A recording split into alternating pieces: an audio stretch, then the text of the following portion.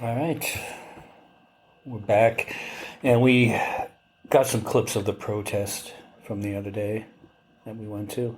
Wait! We're back from lunch break. We had podcast and pizza today, where we made pizzas. The magic of this snow is this is going to come out a few days from now, so. I still want to brag about the pizzas. Yeah. It was delicious. We had a good lunch. We went old school on the podcast today. We did our pizza contest. Right? Yeah. And what did you make? I brought back my Chicago dog pizza. Yeah. And I thought it was amazing. And you almost did it in like a Chicago pan pizza type of way. Well, if you're going to go Chicago, baby, you need that thicker dough. Yeah. Great idea. Well, that was tasty. How did you spice it up? The spice factor. Well, I use like the spicy sausage. Right. Hot dogs. A sausage, not really hot dog. They're bratwursts. And then the other spice factor from it was those hot banana peppers. Okay. And there was one other thing, and I can't think of it now. And what was that mustard base? Yeah, that's it. How could you forget? Pita sauce. Pineapple Express. Oh how could you forget the official barbecue sauce of the Reality How can I Podcast? forget? Because I've had 2 Moscow Mules. That's how I can forget. Okay. Sorry, Pita. But yes, Pita, just so you know, your Pineapple Express makes a lovely base sauce on a pizza for a Chicago dog style pizza. Right. Yeah. Amazing. Yeah. Awesome. My compliments to the chef. We're really tearing down the fourth wall of this podcast today. Then we did like a taco pizza. With some El Pastor. That was amazing too. From the new Wallapai Ranch Market on Northern Avenue. That is some good quality meat. Yeah. That's tasty. You need to go back there. The place is awesome. Well, I'm going to have to go there. I haven't gone there at all yet. Yeah. Because I've been out of town. I'm going to have to get my ass over there. I know. We've been really busy. Right. But we did attend the protest the other day on it. And we talked about it on a couple episodes ago. Mm-hmm. Where it was a really good turnout. I think it was 150 to 8 total over the course of the day. It was a good turnout for our area, considering we're in Paul Gosar's district. Yeah. Yeah. The people that were going by holding up the Gosar signs, trying to yell stuff at us. Oh yeah, there was one straight up. Yeah, they were just going in a circle. Do you remember the Trump cutout that was in the passenger side of one of the cars? Did you see that? You may have been interviewing somebody at the time. You have to give those folks points for creativity, though, because you could tell that they did that specifically to roll by the protest, so Trump could look at the protest. Well, no, if they're ever in Vegas, they can go into the HOV lane and try to get away with it then. Yeah, true. They could do that, yeah. It's like that's a good idea. It's not like, really. You'll get a ticket. It's like instead Jesus take the wheel, Trump take the wheel. Right. Remember though when people were trying to get away with it from like putting like blow up dolls and shit in there, and they're getting in trouble. It's not going to work. Just so you know, you're going to get busted in the HOV lane. It is this area, right? Hey, do we have any of those comments that were on social media from before the protest? The comments from before the protest. Yeah. You didn't take screenshots of that? Boy, that's going back in the archives, isn't it? Yeah, it's been a long 4 days ago. Weekend. Well, every you day could have told her before the podcast started to have that fourth wall. We did discuss this beforehand. I don't remember hearing it. You missed the production meeting, like always. I'm on Team Raw Ray on this one. I didn't hear you telling her that. So much for the peaceful protest when one of the organizers who lives in our community is stating things like this. We now know that these people will be armed with weapons, and yet she claims that this is supposed to be peaceful. Then why do they need weapons? Let's have some fun, suited and booted. Don't think we won't be either. Ain't nobody coming into Kingman doing nothing but a whole lot of yapping like chihuahuas.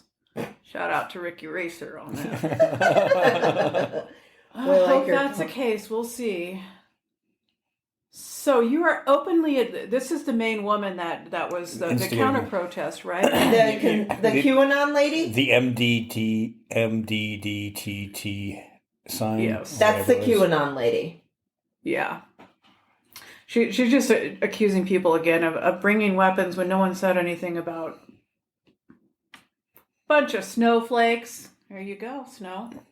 There was a snowflake there. Yeah.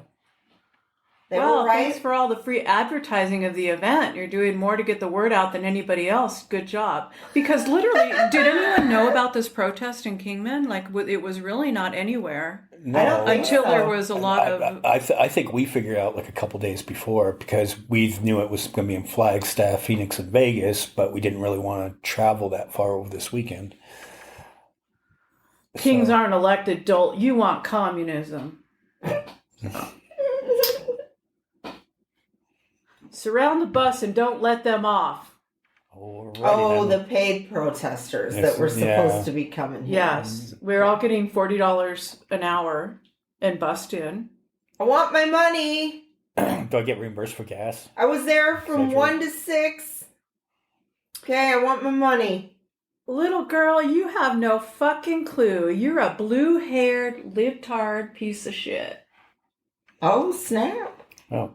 Kitty's got claws. No wonder Sydney showed up strapped. So, and with her blue hair. Yeah. Right? Okay. That was who I was directed to. So thanks to Johnny Rock for inviting us all to the Soros-funded hands-off counter-protest. All right, Johnny Rock. Johnny Rock. But, as is the case, it was all bark and no bite, and no one really showed up. You know?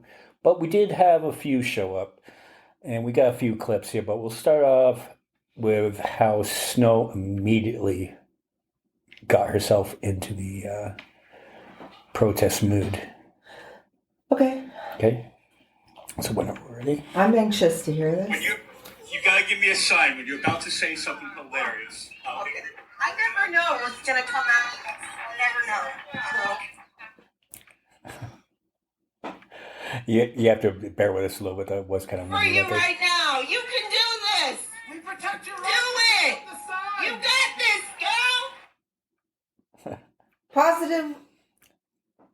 Positive. This is why I have to like put the mic Affirmations. about 2 feet away from Snow when we're recording. You gotta give me a break though. I was in protest mode. I get even louder. Oh yeah, I know. This can get louder. I know. You were in that mode still the next day. Oh yeah, I was. I think that's why the last podcast sounded so good because I turned your mic down a little bit and I got the perfect audio level. I'm like, whoa, I need to turn it down. And moving it more to your side of the table versus mine always works. But you're playing my clips. You're getting me amped up. I could get really loud by the end of this episode. You never know. I get the volume knob right here, so I can never know. I get the volume knob. I can modulate the this. mute. Yeah. Just mute her. Just mute that mic. Mine will pick it up. All right, what's next on our clips? Well, then you went and interviewed a couple of the counter-protesters, and the first one was Maxwell. Okay, yeah. So my thinking was, now Maxwell was very, he was decent. He was speaking with everybody and not trying to shout everybody down. I took a little bit of advice from Bill Maher on this one, and it's like, well, how are you ever going to get anywhere if you don't have discussions with these people? So then, I guess we have a couple of clips of Maxwell. I do agree. We need to cut back on everything. Musk can do whatever he wants, but the thing is, it still needs congressional approval. It needs to go through Congress to get approved. But that's not happening right now. Yeah. Which is... He said the same thing to me later, and I tried telling him that too. So why was he still touting the same thing after you told him? They don't learn. Well, no, I mean, he says the thing. I don't think he realizes that this is being done without congressional approval. Yes, he does, because he just sat there and said, well, Biden signed executive orders too. And I go, all presidents have, but but Biden never signed an executive order redirecting funds that need congressional approval to redirect. right. That's what I was telling him. I go, it's not the same kind of.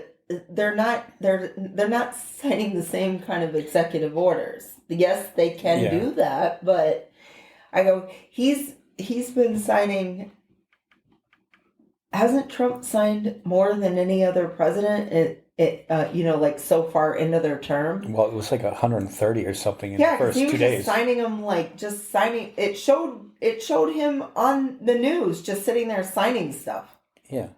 I think even on Fox, because they were bragging, look at all the work he's getting done. Well, it's the same argument with tariffs, where yes, every president has imposed tariffs, but it was a very discretionary thing.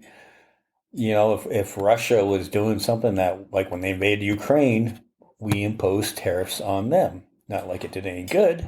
Well, that's what I was telling Maxwell, too. I go, it's not like tariffs are a bad thing. It's the way in which he's doing them. The way he's doing them right now are the way that they're done during times of war. Yeah. That's the difference. But even during war, you don't put up blanket tariffs against everyone. Your allies. Well, who knows if we even have allies anymore at this point. True. On it. I mean, you're fucking tariffs against fucking penguins. Yeah. I don't think fucking penguins import much or export much. What would the only export a penguin has is itself. When you bring them to a zoo, right? Think of something else. How do they legitimately pay though? I mean, come on. I know, because the little wings can't reach their little wallets. So he did this as a serious thing, saying that he's... No, I don't think Maxwell ever talked about tariffs. I'm just making that point on it. But who brought up penguins? Because they even made fun of it on the Daily Show. They had the one comedian dressed in a parrot because it's blanket tariffs against all countries, even if it's some uninhabited island. Oh, and is it called Penguin Islands or something? No, it's called McDonald Island. McDonald Island. Okay, that's which he probably took in. McDonald's. We're going to put tariffs on the burgers. We're going to put tariffs on the fries. Why would he want to tariff his favorite food, though? He wasn't really, Because they'll negotiate with... See, fucking... Can't even do Trump voice anymore after jail. I know. There's really no point in trying. I sent you the clip of Trump and Musk from the opening of SNL the other night, and I'm just going... You're not as good as JL. I know. You're not as good as JL. Thought he was funny before. What do we have next? So what now? So you were on a peacekeeping mission, right? Yes, and yes. So the angriest protester out there, James, you went up and talked to him. Now James was a black guy, and I think he does like going from different protest to protest. We're just playing clips of this now, and I'll put this out in a separate episode where I'll play the full length interviews with both of them. Mm-hmm. But I thought just reaching common ground with him. Let me just talk to him, see what this guy's about without doing the showboaty thing. Now, what I thought about him when I was watching him was like watching a professional wrestler. Like he gets up on stage and just says like these same talking points everyone else is saying. So that was his wrestling character. So I'm like, let me see how this guy is, and this is what happened. I think all this is important. We show up, but express our sides. You show up, express your sides. Yeah, exactly. And I come here to show them that there's a different side, and not to say anything, but the most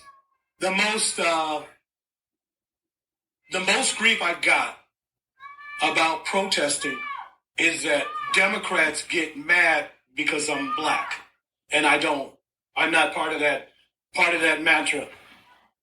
So that's the sad part about it, because if I was on this side protesting, they would be fine with it. But because I'm black and I'm conservative. I mean, from my opinion, I don't think it's anything to do with that, though. I mean, that's not how I'm envisioning it. Yeah, but it's true. I mean, I've been called more names by Democrats than ever.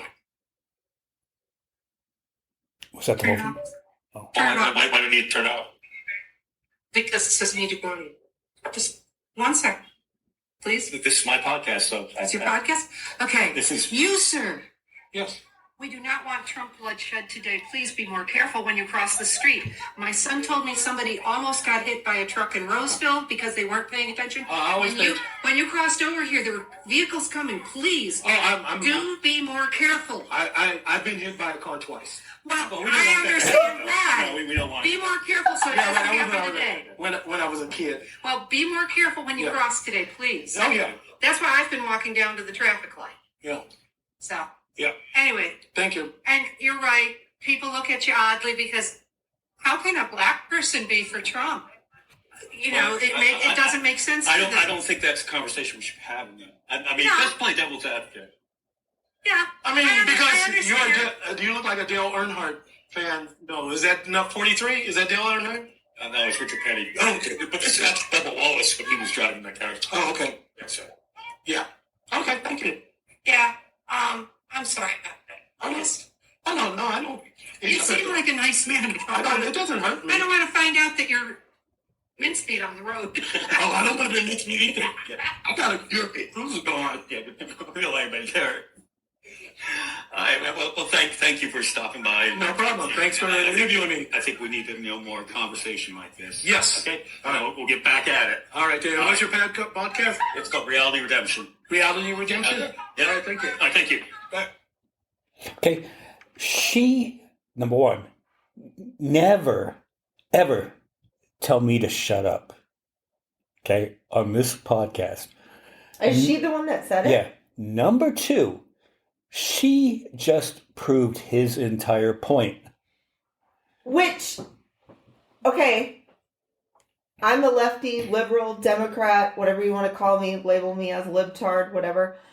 I do not agree with what she said.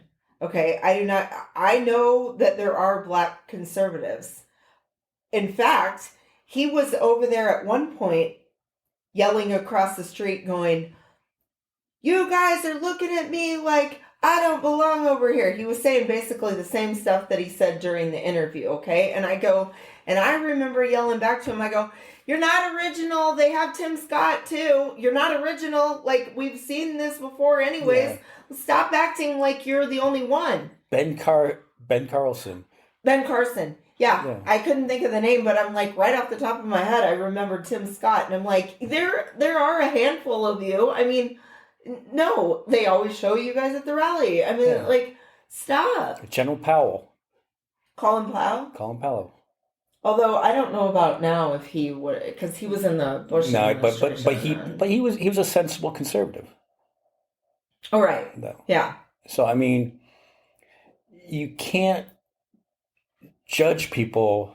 You can't judge a book by the cover. Okay. Right. And I think partially what was wrong with the Democrats was you were just assuming that we know better. We know who you should vote for. Mm-hmm. We're going to tell you who you should vote for without making that person decide for themselves who they should vote for. Which is what everyone should do. They should decide for themselves. Which he had said when he was yelling that he had voted for Clinton and somehow got turned off. And it might be for reasons like that. Maybe he does. Yeah, maybe he doesn't want to be told what to do. Yeah, I mean, it's like, I'm as liberal as they come, but I did vote for John McCain when he was running for senator, just because I knew he'd be if Trump won, John McCain would be sensible. And I just, he earned my vote when he did the thing, but when they wanted to cut Obamacare, the Affordable Care Act, and McCain came up with his thumbs down, I was like, that is every single reason why I voted for you. Right there, that one vote on it.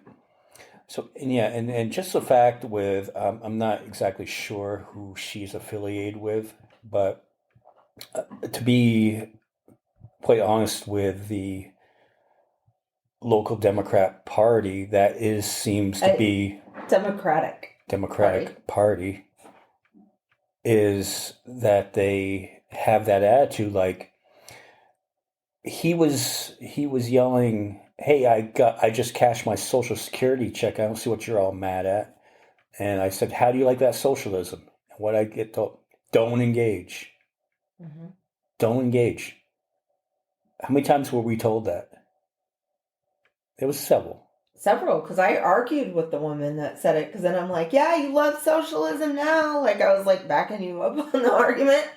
And then she's like, don't engage. And then another woman, like, that was sitting next to her, she was standing, walking past people, telling them not to engage. It's almost like she wasn't even there to protest, but like to be the hall monitor. Be the hall monitor and like tell us what we should be doing. And I'm like, I flat out told her, I go, I'm beyond pissed about what's going on, so I'm not going to keep my mouth shut. Okay? I'm tired of this about the Democratic Party, that they don't speak up. I will be saying what I want to say. Yeah. I will. And that was honestly over 3/4 of the people that showed up had the same attitude as that. Yeah, because then there was like the guy standing next to me was like, at first he was like, yeah, don't engage. And then you know what? He started getting mad at me and like, no, he started saying stuff back to him then. And I'm like, yeah, I'm no more Mrs. Nice Liberal no more. Like, I'm done with that. I'm tired of being nice, tired of being the bigger person. Where does that get us? Yeah. Where has that gotten us by being the bigger person and not engaging and being silent? Well, and that's where they come off as the Democrats are elitists. And that's where they come off as they can own the libs. Oh, we'll shut you down. We'll stop what you're saying. Yeah. No, you're not going to shut me up. Yeah. Well, and Jasmine Crockett, Hot Wheels was another perfect example of that. Like, no, you can't stoop to their level and call them names. Oh, yeah? Why not? Right. And Jasmine Crockett also said the Democrats are bringing a butter knife to a gunfight. That's what she meant. Yeah. Like, we've got to quit being so fucking nice, you guys. Yeah, it's not getting us nowhere. And shout out to the person that wore the Crockett for President shirt. I was like, I know, I went up to her, I'm like, I love your shirt. I can't wait. I want to vote for her so bad. Okay. I can't wait. What else do we have from that day? All right, we got one more, Snow.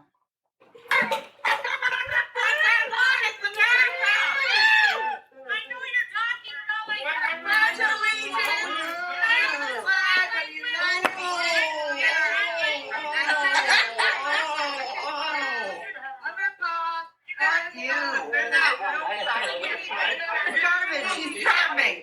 She's charming. Go buy it. Go buy his merch. Go buy it. You got a watch? Where's your gold sticker? Hey, you got your sticker. Oh, where's your Trump Bible? Hey, you call yourself fan. Made in China.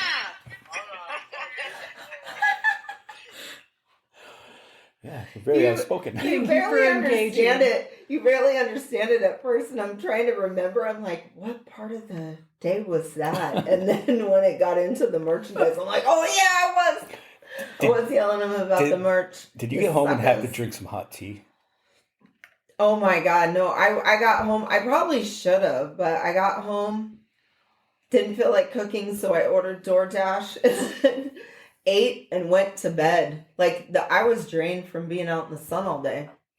I slept good though. I got like 9.5 hours of sleep according to my ring tracker that tracks your sleep and your steps and everything.